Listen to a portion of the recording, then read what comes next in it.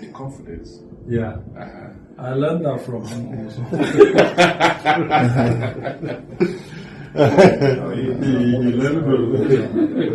Professor Issa Pantami welcoming the interim APC chairman to his home in Abuja.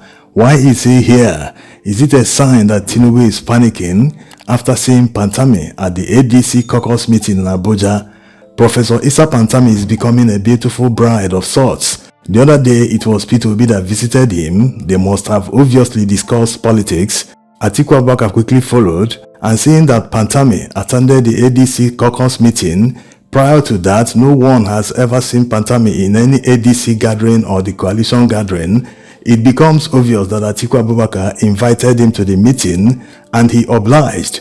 Now, that must have triggered serious panic in Tinubu's camp. That's why they sent the interim chairman to come and convince him to stay in APC. We'll come back to that in a moment. It's very obvious that Pantami is very influential and commands some following, judging by how heavyweight politicians are paying him a visit. He's also of the CPC bloc, one of the parties that merged to form APC, and obviously majority of the CPC bloc are no longer with APC, simply because of how Tinubu treated them. Yes, he abandoned them, so to speak, but like already said, we'll come back to that. Pantami is a very influential person, partly because he's a Muslim cleric and also a scholar. As you can see him here, with the governor of Katsina State, he delivered a lecture in Katsina recently. He was also in Kaduna, many places around the country where he delivers lectures, and it's very obvious, like already said, he commands some following, and it seems like he's going to be one of the men that will inherit Buhari's following. Yes, the reason Muhammadu Buhari had a huge following when he was here was because he was seen as someone that is very incorruptible, very strict, and closer to their religion. As you can see, Pantami also fits into that because he's a Muslim cleric. He is a politician, he is also a scholar. This is the reason why Atiku Abubakar may never have such huge following like Muhammadu Buhari, because he's never seen in the likes of Muhammadu Buhari. They see him as someone who is very liberal. And like you know, majority of northerners don't seem to like liberal people. They like people who are closer to their religion. So this might be the reason why Pantami's influence will continue to grow. Despite being from Gombe State, it's now being rumored that he wants to contest for governor of Gombe State. And the way politics works in the north, once someone is loved by people, his command becomes their wish. Whoever the person tells them to vote for, they will vote for that person to show their loyalty. That's how it works there. And right now that he's being wooed by heavyweight politicians at the national level, it means that his influence has now grown even more than in Gombe State. So he's going to play a major role in 2027 presidential election, despite the fact that he's yet to declare where he stands. Yes, clerics are very influential in the north. That's why Nigerian politicians cut them. As a matter of fact, they openly talk about politics during their sermons. There's a saying in Nigerian politics that it is in these sermons that who they will vote for are decided and agreed upon.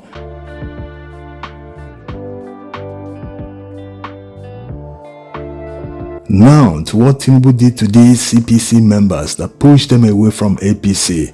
The greatest sin a politician would ever commit is biting the fingers that fed him.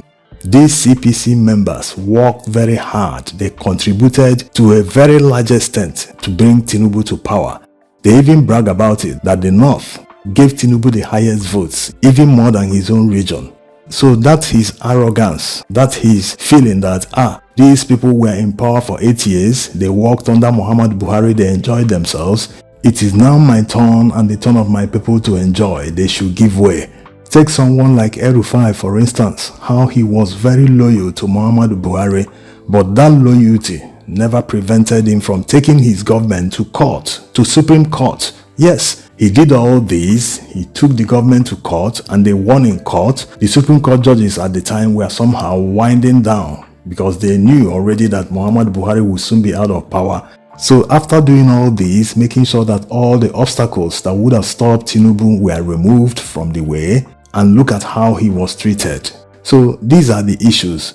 He feels so arrogant, he's so proud, As a matter of fact, instead of sending the interim chairman of APC to see Pantami, he should have made the visit himself. Hey, when Obasanjo was president, he used to visit his political opponents at the dead of the night. He will simply show up unannounced and knock on your door. They know their ways around this. They have a way of knowing whether you're home or not. He will simply show up, and all the grudges you had against him will simply filter away.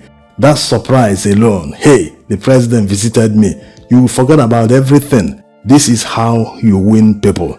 Instead of doing that, he sent the interim chairman. If Pantami gives a positive vibe, he will now invite him to Aso Rock. He will never visit anyone. Yes, because he's so proud. He doesn't understand how to use the power to his own benefit. He just feels that, everyone should tremble and bow at my presence. The mere fact that you hear that Tinubu is there, you must do his bidding, whether you like it or not. No, that's not how it works. A powerful person must realize that he must use that power to persuade people successfully. That power of persuasion should be added to that main power you have. You don't just feel that the fact that you have these powers, everyone must do what you want them to do. No, that's not how it works. The more you push people against their will, the more they resist you. That's how it works. But if you bring them closer, especially paying them a visit, unannounced visit, they have their ways, like already said.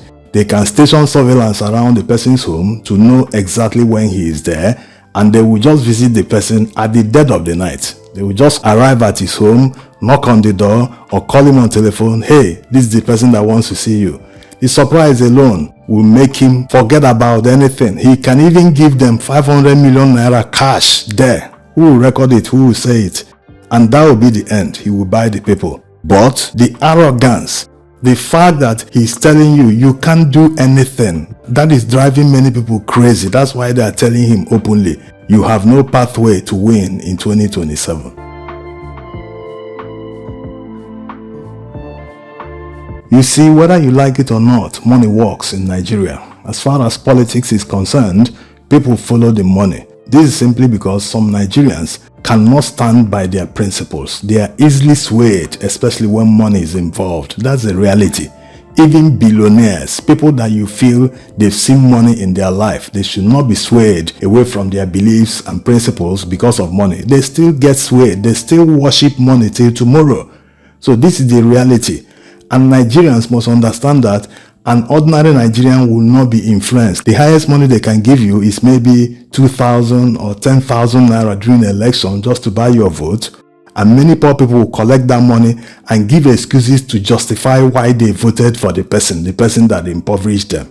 So people must understand that the politicians, the elites, will play their games among themselves. One might be worth 1 billion naira to a politician. They might say, okay, this one, he merits 1 billion naira, give it to him.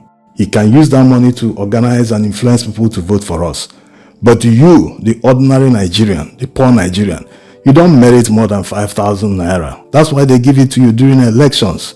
And this time they have devised a way to know and verify that you actually voted before you collect that money. Unlike before, when they used to give people money, go and vote for us, there is no way to find out if you actually ended up voting or not. This time they've learned their lesson. So for people saying, if they give me money, I will collect that money and go and vote for the person I like. No. This time around, they will tell you to snap it with your camera phone. After all, it is secret ballot. You go and pick up your ballot, go to one corner and thumbprint and vote for the person you want to vote, and go and drop it in the ballot box. So that time you're thumbprinting for the person you want to vote for, you will take the opportunity to snap to prove that you actually voted for them. So when you go back to them, you must prove to them, you must show them the photo you took that proves that you voted for them. At that stage, you are not even sure that they will give you the amount of money you agreed. Yes, because you are now at their mercy. You already voted for them. They can even tell you, the money is finished. Don't worry, we'll try and find a way to pay you. Remember that some people voted on credit in Ikorodu in Lagos State in 2023. Yes. At a time, they ran out of money and they started convincing people, just vote for us, we will pay you. They voted on credit. Till today, they haven't seen the money. So instead of going through all these, why not just stand your ground? Damn the money. After all, that 2,000, even if it's 10,000 they are going to give you, it won't last you for 1 week. As a young person, to feed yourself in a day, you need at least nothing less than 3,000 naira. That means 10,000 naira can only feed you for just 3 days. So imagine if you sell your vote for 10,000 naira. It can only feed you for 3 days, and you have sold your vote to someone and giving him authority over you the next 4 years. The policies of that person can send you to the village, if not to your grave. Thanks for watching.